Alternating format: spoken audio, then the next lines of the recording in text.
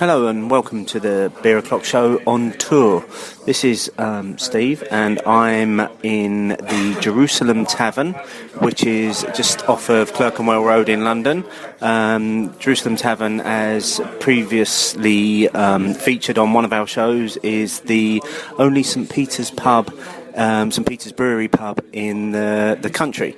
And I'm here with our number one fan, Anthony Statham, enjoying a Ruby Red Ale. Anthony, what do you think of the Jerusalem Tavern? Cheers, Steve. Well, what a day this is. Pre-tour of the pub tour. And I've come to a pub that quite genuinely is amazing. St Peter's on tap. Light banter in the background, character, interest, intrigue. This place is literally a beer heaven. A beer heaven, that's quite a statement, and we're enjoying a pint of the Ruby Red Ale at the moment. What do you think on this beer that we're drinking? Yeah, well, I've tried this beer on out of the bottle before, and I was intrigued when I saw it on tap in a cask behind the bar, which was fantastic. So I was all over that. It's hoppy, slightly fruity, but absolutely delicious. Fresh on the palate. A great review by our number one fan there. We're going to take a brief pause while we continue to enjoy our pint of Ruby Red Ale. Following this pub, I'm taking number one fan to the Craft Beer Company in Clerkenwell for a quick half in there, and then we'll be heading off on another one of Vic Norman, the Dragon Flagon pub tours this evening. We're off on the Strand and Goblet tour tonight, so hopefully hear more from that later.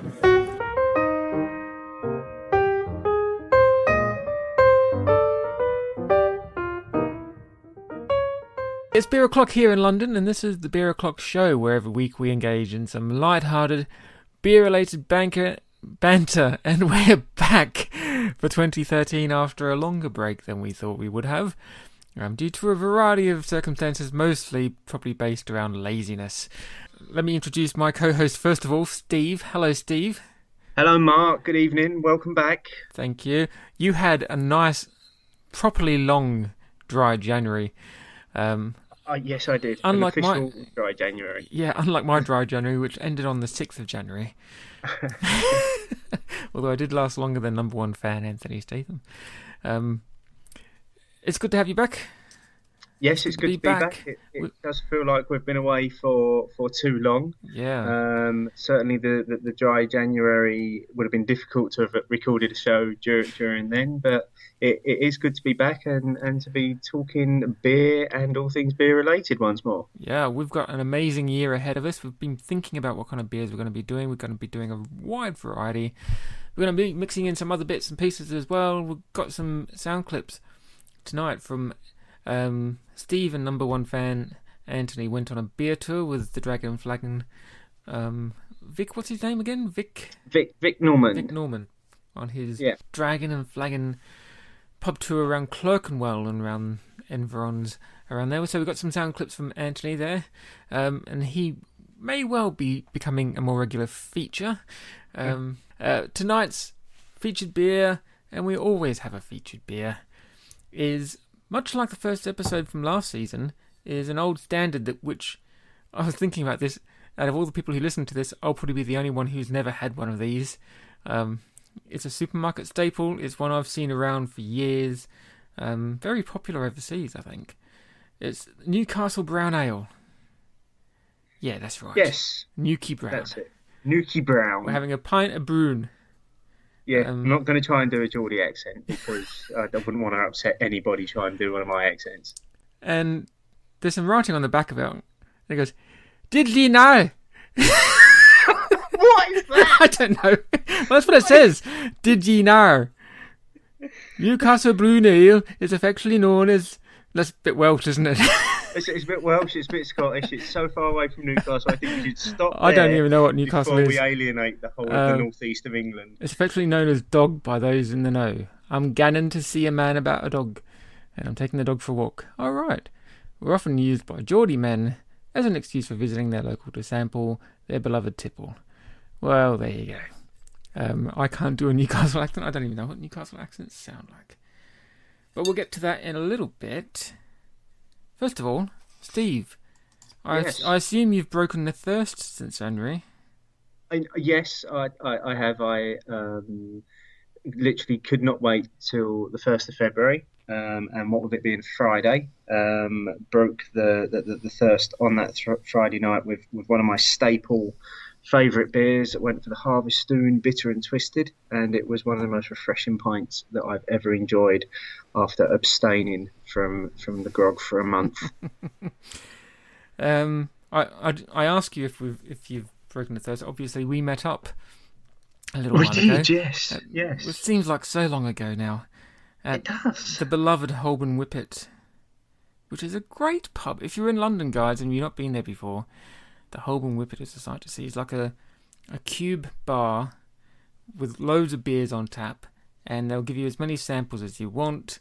I was asking the guy what he would recommend. He asked me what my favourite beer was. I had to tell him it was the Golden Glory by Badgers. He looked at me like I was a complete heathen. I'm surprised he didn't throw me out. He literally wrinkled his nose up at me. I don't think he meant to do it, but it was obviously a reaction. Some great beers on tap. Really worth it. And it's a constant change in selection as well. So if you do find yourself in there for a session, you'll probably find that the beers will be changing on at least an hourly basis that are available, because they do tend to get through quite a few kegs during a good evening in there. Yeah. So what are some of the highlights you've had so far this year in the last 4 weeks? That's a toughie, because I've not actually come back and started drinking excessively. I've only had possibly half a dozen beers at home, and probably the same again when I've been out. A couple of the real highlights for me. I did one of our listeners sent me a bottle of their homebrew that they had made. A guy by the name of Andy Parker, who you can follow on Twitter. His Twitter name is @Tabamatu, which is TABAMATU. And he's a home brewer, and he sent me one of these home brews, and this particular brew was an imperial stout. It was about 8.5%. And he had brewed it using coffee beans and cocoa and bourbon-soaked French oak. And I've got to say, it was an amazing beer. The initial hit, it was just like drinking a shot of double espresso, which was lovely. But then as the beer warmed and as the flavours began to come through, you started to pick up the vanilla, not the vanilla, the bourbon notes from the French soaked oak. And that just warmed it through to the end. I mean, I did a few full review on the website, on our blog, that never really took off like I expected it to over Christmas, probably because I stopped drinking in January. But there is a full review of it on there if you want to have a read of that and have a listen. But that was definitely one of the highlights. And then when I was out on Vic's tour a couple of weeks ago, I sampled a Thornbridge brew by the name of Kill Your Darlings. And that was a really, really smooth, creamy, amber golden ale that just went down so easily. Again, about 4.5% that one. And we've spoken before about our love for Thornbridge brews, and this was the first time I'd seen this particular one, so I was quite pleased to have been able to have sampled that. Cool. What about yourself? What have been your highlights since while we've been away, while we've been in the dark wilderness of nowhere? I know I've had a couple. We went up to Suffolk to visit the White's parents about a month ago, and their local Sainsbury's had quite a nice selection, including Ghost Ship in bottles, which I've never seen anywhere before, apart from the Adnams shop. So I got one of those. That was quite nice, and other little bits like Bitter and Twisted, like yourself. But one standout was actually not a very good beer, well, not a good beer at all, actually. On Friday night, I met the wife after work just near her, and there's a pub there called the Old Explorer. I think I've been in there. Which is a Green King pub. It's right near Oxford Circus. Yeah, I've been in there. Quite a big place. It is. It's huge. Yeah. It's a shithole. But I went up to the bar looking... Other shitholes are available. Other shitholes are available. And I was looking for something to drink because I didn't want to have a lager.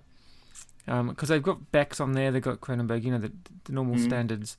Yeah. And I didn't fancy a Guinness because I wasn't in the mood for something roasted-ish. I just wanted a nice ale.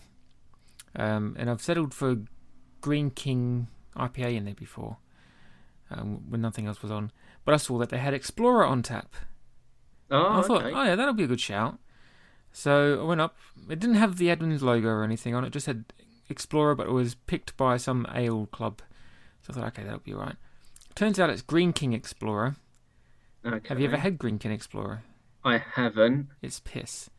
Okay. It was awful. So let's just get this straight. We're coming back in season 2 and continuing the love for Green King and everything that they do. Well, I'm sorry, it's 0 for 2 so far. Well, actually, it's 0 for 3 because we had that craft lager on the pub tour last year. And I've drunk Abbott Ale, and I don't like that either. I'm not subjecting myself to an Abbott Ale yet. I was tempted because I thought, that might at least have something in it, but after tasting this Explorer, I'm never trying a Green King beer again. Oh, never, dear. ever. No. It was just really disappointing. So I think I left some of that just to get out of the pub. So let's just go. Yeah. Anyway, moving on.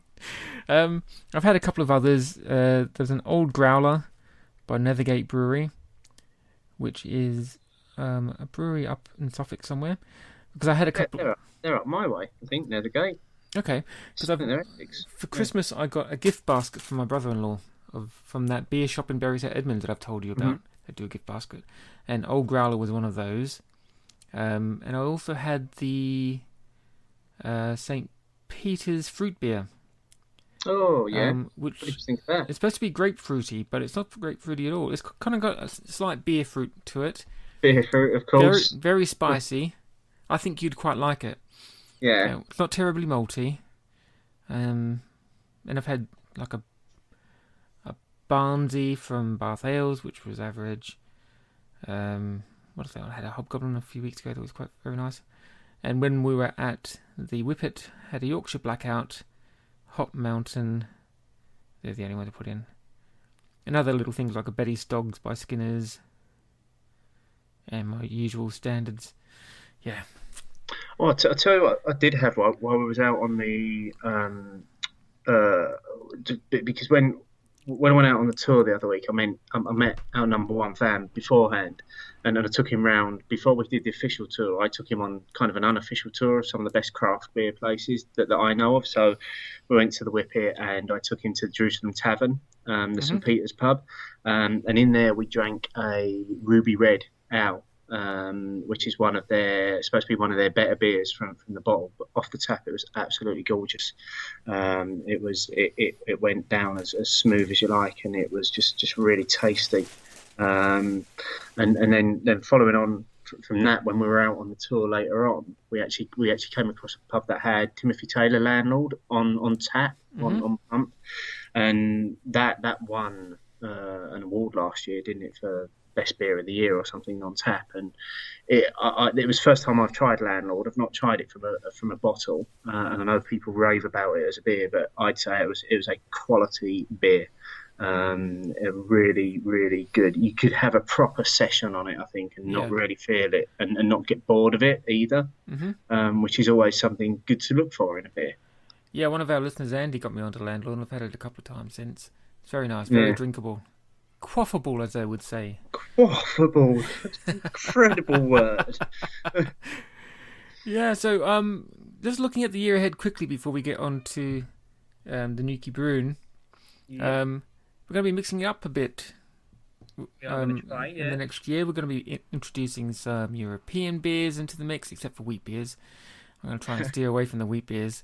We've got a couple of things here. We've got a couple of the supermarket standards like the Leffy and the Duvel.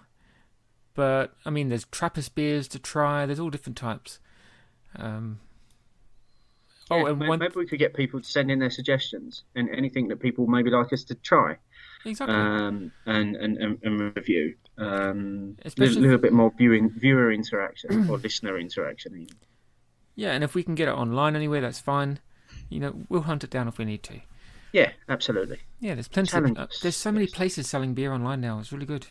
Yeah, incredible. It's really picking up, isn't it? Mm-hmm. I mean, it was quite active when we started this show, but it just seems in the last few months, more and more places are getting a good selection of things. Yeah. Anyway, let's move on to the beer. This is what we're here for. Yes. Newcastle Brown. This is a 550ml bottle, which is, I believe, an actual pint size bottle. Is that right?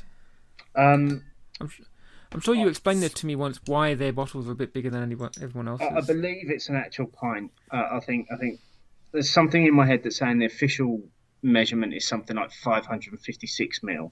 Right. Is an actual pint. Okay. But I think this is just as close as you can get. I'm sure someone will tell us if we're wrong. I'm sure they will. I'm sure I could have just searched it online instead of actually pouring the beer. And we're drinking it in supposed half-pint glasses, which apparently is the way. Although I'm drinking mine from my Melville's Craft Lager jug, which is a half-size glass. Okay, let's get this out of the way straight away. Newcastle Brown Ale is traditionally has to be served in a half-pint glass. The reason for that is because it allows you to regularly top up your beer, and that way you maintain the frothy head. Right. And literally, if you was to order it in a pub, firstly you would pay an absolute fortune for it because they will charge you anywhere up to about £6 a bottle for your brown in a pub. And secondly, they should always offer it to you with a half-pint glass. If they don't, then they're just heathens. Well, mine didn't pour with a very big head. I've got a nice head on mine. I've only got a little head. So let's this doesn't smell. No special. Great aromas jumping out of there. A bit beery. Yeah, which you would expect. No, commercial. Sorry. Not sure what came over me there. Okay. Cheers. Well, for the first beer, the first taste of the season. Yes. Chin, buddy. Cheers.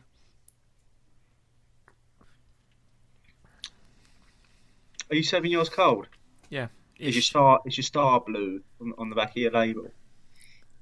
There's a star on the label that's supposed to turn blue when it's cold. Turns a light shade of blue. Yeah. Yeah. Yeah. Very light blue. Yeah. Mm. Oh, okay. Yeah, I took it out of the fridge just as I was clumsily making my way into the office. Since we last recorded, I've collected a lot of shit in my office that I had to climb over. It's an indication of how long it's been since we did a proper recording in here. I think you've just destroyed many of our viewers' image of this slick production that we have here. No, and I still keep calling them viewers as well. God help people see us doing this. I'm mistaken. The Beer O'Clock Studios are lavish, lush, and well kept. Yeah. I don't currently have a cat walking around beneath me. Oh, is the cat not with us tonight? That's a shame. The usual producer cat is not with us. The other cat's with us, but he doesn't care about beer or producing podcasts. Fair enough. This beer's all right.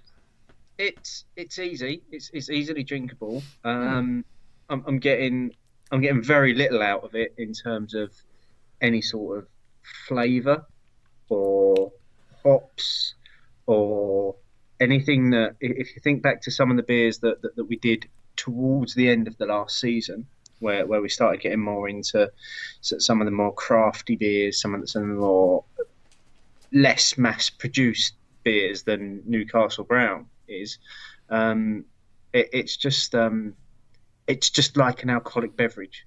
Yeah, there's nothing really special about it. The aftertaste reminds me of walking past pubs as a kid, and that waft of beer that would come out. Yeah. proper working class beer, probably, you could say this is. Well, I can give you a little bit of history about it because I've got that here. Just looking at the history of the beer.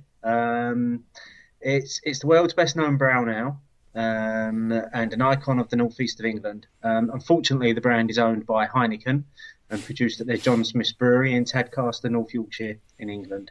Originally launched in 1927, and after a merger of Newcastle Breweries and Scottish Beers. Brand underwent a resurgence in the late 80s, early 90s with a cult revival in student unions. For a while, they dropped the word ale from the title and it was just known as Nuki Brown. But after extensive testing and research, they realised it made absolutely no difference to their sales. So they added the word ale back into it. It's perceived in the UK as a working man's beer with a long association with heavy industry in the northeast of England. Useless fact, it was also a kit sponsor of Newcastle United between 1995 and 2000. Little bit of history there for you around Nuki Brown. It is a historical ale. It's I don't know if it's an historical ale. It's I think been it's around for a while. I mean, yes, yeah. I think it's a little bit like Guinness. It's one of these things that people drink to be seen drinking it, not because they enjoy real beer or ale. If that makes sense. Yeah, it's the ale non-ale drinkers drink. Yeah. Yeah, let me top my glass off a bit because I'm getting a bit low. I will give it though. It's definitely drinkable. It's better than some of the others we've had. You can drink it. It is an enjoyable drink. I mean, it's not nice. It's just not what I would choose to drink. Given the choice, no. I think. Yeah, so if this was the only thing in a pub that was drinkable, you wouldn't be offended by that, would you?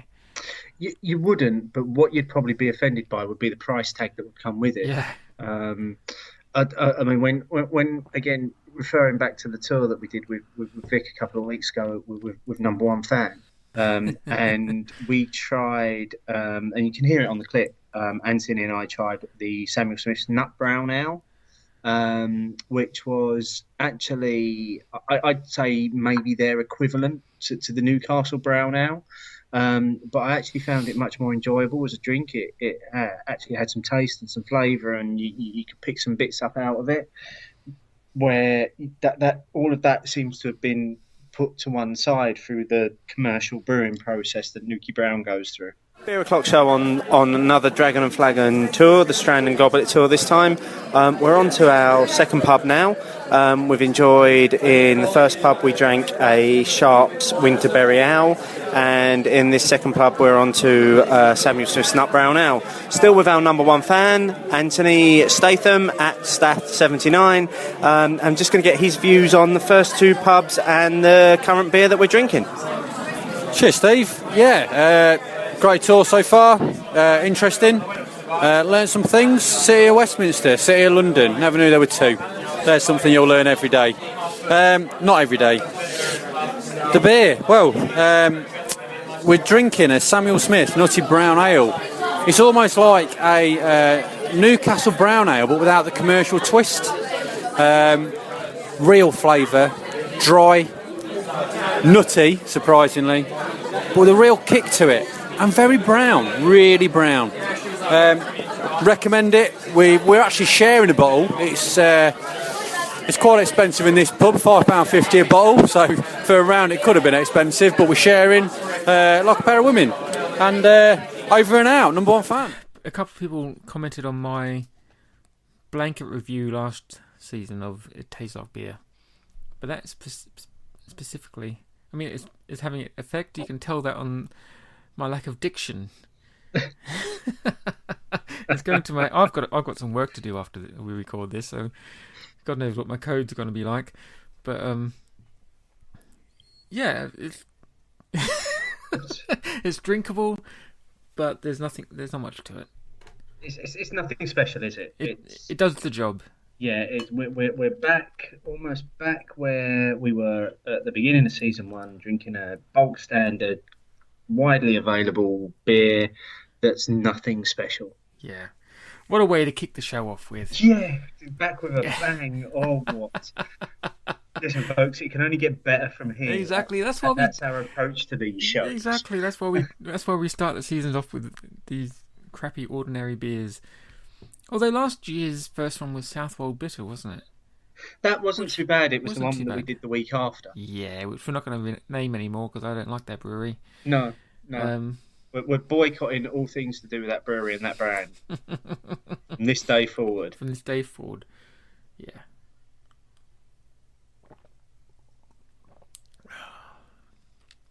Yeah, I'd happily drink this if it was the only thing available. Now that I know how drinkable it is, Yeah, I kept on worrying I'd turn into a welder. a flat cap Blanket. and whip it. Yeah. Let's throw all the stereotypical comments out there. Why not? Yeah, I've known a few people from Newcastle. They were nice guys. I Not have a to whippet say, between them. I know I've got a couple of friends from the northeast, and they're some of the friendliest people you're ever likely to meet. The problem is that it's very difficult to understand them when they get going. Yeah, probably because they're pissed up on shit brown ale. Yeah, exactly. Oh, great! Offending breweries, offending listeners. That's the way to go. Well, back like I say, back with a bang. Season 2, here we come. It can only get better from this point. Now, do you have the list of beers that we're potentially doing this year handy? I do have some of them. Okay. I've got the list that I sent you. Right. The date that I've got on this thing is the 28th of December, so this was put together just after Christmas, and this was a proposed list. Cool. So I can shoot down this and give people an idea of where our thinking's at, and if people do want to jump in and say, well, actually, why don't you try this? I'll give this a go. We're happy to change it, but this is kind of our starter for 10, I guess. So we're looking at doing the two variations of Leffy, because they do a blonde and a brune version. Then we've got Duvel. We're looking at revisiting Badgers with their first gold. We've got Doombar on the list. Doombar. Shepherd Neame's Spitfire. Timothy Taylor's Landlord. Wells Bombardier. Joseph Holt Two Hoots. Young's London Gold. And then, as almost like throwing a bit of a joker in a pack, maybe a couple of guest lagers. And some of the ones we're thinking of are St Mungo Lager, which is a Scottish brew that seems to only be available in Waitrose, or the Samuel Adams Boston Lager, or the Brooklyn Lager. Mm-hmm. Harvestoon Shialion, which is their lager, or the Sainsbury's Taste the Difference Craft Lager, which is essentially Harvestone Shialion without the Shialion name. And then we've got some question marks around doing maybe another Thornbridge beer, maybe actually doing a proper review of their Jaipur IPA. Yep. Maybe looking at doing a Colonel beer, one of the vast array of Colonel beers that's available. Looking at maybe some other European beers. Maybe I think we said we were going to avoid a Weiss beer, but maybe looking at maybe doing some Pilsners. Mm-hmm. So that's where our thinking's at the moment.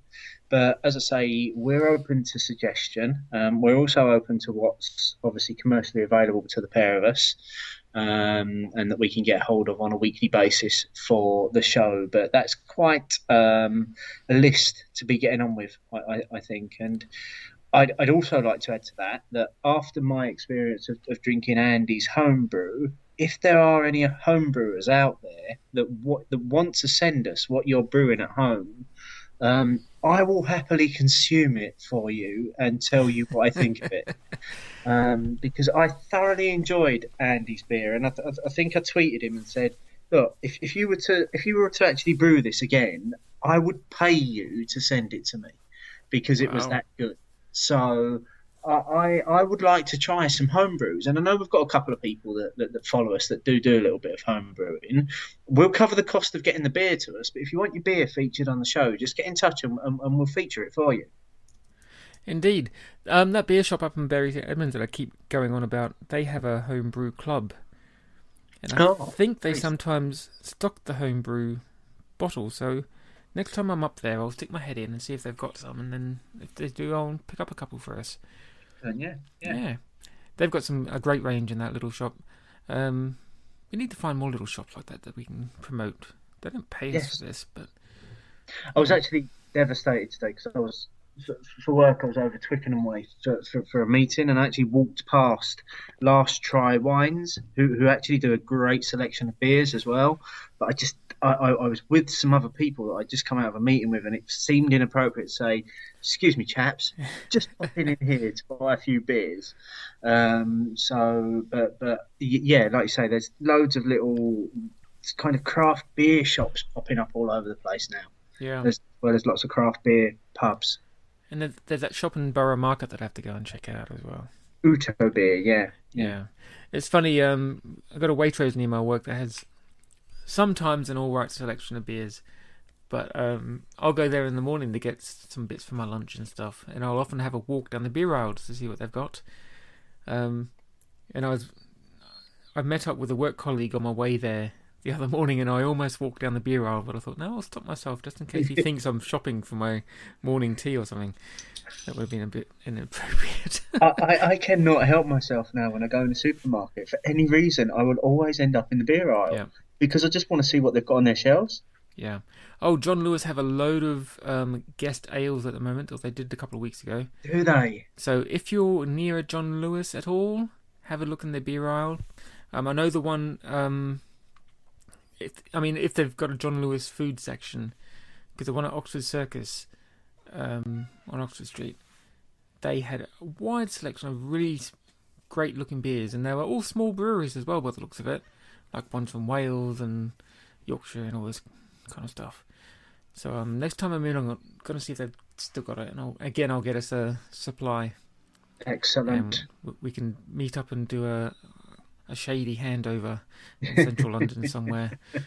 Some beers in brown envelopes type thing. Anyway. Getting to the end of this Newcastle Brew Ale now. Yep. Oh, bloody hell. Yeah, it's been a while since you've done the show, Mark. Yeah, it's not been a while since I've done a beer, but I don't know. I think it's trying to fit the beer into the length of the show. Into half an hour. That's the issue, isn't it? This brings back memories of the Southwold Bitter. Yes. Me sculling it like it was a pint of Coke, and you watching me fall on my arse in 20 minutes. Oh, bloody hell. Anyway, let's wrap this up. You would have heard a couple of clips from Anthony Statham already from the last Dragon Flagon pub tour that he and Steve went on. We got one more, which was at the end of the show. Expect to hear more from Anthony in future shows. That's another thing we're going to do in the show. We're going to try and get more guests in and get some guest bits and pieces. Mix it up a bit. Yeah, if you want to come on, just get in touch and let us know what you want to talk about, what beer you're going to review, and I'm sure we can give you enough notice to dial into one of our recordings and feature as a guest reviewer. Indeed, we record on Tuesday nights generally, but we can move around your schedule as and when we can. Season 2 is going to run till about June, I think. Then we'll take a break over the summer, and then we'll come back in August until Christmas for Season 3. But that's getting way ahead of ourselves. We've got too many beers to get through before then. Too many beers, not enough time. Yeah, we haven't picked next week's review yet. That's going to be a surprise for everyone. Us included, yeah. Us included. Ta-da! Yeah. Steve's off travelling again, so I'm sure we'll be seeing some messages from you on what you're drinking. You can catch us on... I hope so, yes. Yeah. You can catch us on Twitter at Beer O'Clock Show. Steve's at Mental Bentos. I'm at Relic EU. Although that's mainly World of Warcraft tweets. You don't necessarily need to follow that one. But I don't tweet on my Roku account very much anymore, if at all. So just follow Mental Bentos. Follow Beer O'Clock Show. That's all you need to do if you want beer talk. Yes. We're also on Some Untapped. of the stuff that comes out of your other account. Yeah. Loses me. Untapped, Mental Bentos again, Roku, ROKKU on there as well. Hook up. I've picked up a few friends on Untapped. It's really good. website is beeroclockshow.co.uk, and you can email us, beeroclockshow@gmail.com. Drop us a line if you want to be on the show, if you have anything you want to add. If you feel like doing your own little sound clip, do a beer review in a few minutes and we'll tack it on into the end of the show. We're happy to. Or if you're a home brewer and you have some home brewing tips, do that as well. Yeah, whatever. Let's throw the net wide this season. Yeah. We want to be on, send us a recording, and as long as it's clean, we'll put it on. It doesn't even have to be that clean, to be honest. Well, no, but it needs to be at least relevant and not offensive. those are the two criteria. Yeah, it has to be about beer. Yes. Any craft of beer. Yeah, I mean, if you like wheat beers and you want to do wheat beer review, that'll save me from having to do them ever. Yeah, because we'll be avoiding wheat beers. Oh, yeah. If you have any wheat beer fans, do a review and send it to us. I've had 2 wheat beers, never again. Okay, thank you very much. That's the end of episode 21, episode 1 of season 2. Stephen, thank you very much.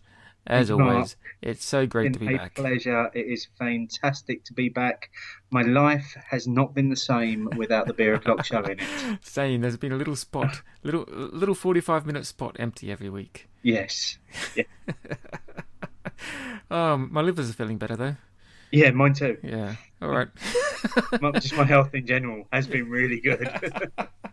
Okay, mate. Catch you next week for whatever future beer holds for us. Looking forward to it. Cheers, mate. Bye-bye. So we're back with Pub Tour Friday, and we've now moved on to the craft beer company in Clerkenwell, where we are currently sampling a Thornbridge brew by the name of Kill Your Darlings, which is quite literally one of the nicest beers I've ever drunk. It's as smooth as you like. It's a dark beer. I imagine you'd call it a dark amber ale of some description. It's 5.5%, but it's going down really easy.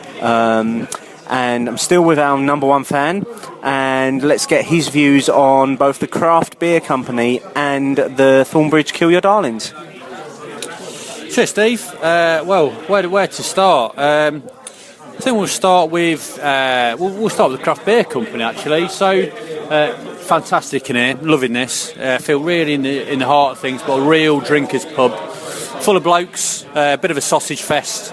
And don't get me wrong, I do love a good sausage fest. So in here, loads of selection of beer, large selection of beers I've seen on cask and on tap, loads of craft beers, absolutely brilliant. In comparison to the one in Brighton, a lot smaller, a little bit more pretentious than in here, and not quite a good selection of beers. And interestingly, more expensive, the one in Brighton. So you need to get your act in order if you're listening to this. Beer, absolutely out of the top drawer. Forget your socks, forget your pants, get this in your top drawer. It is awesome. Creamy, hoppy, tasty, delicious.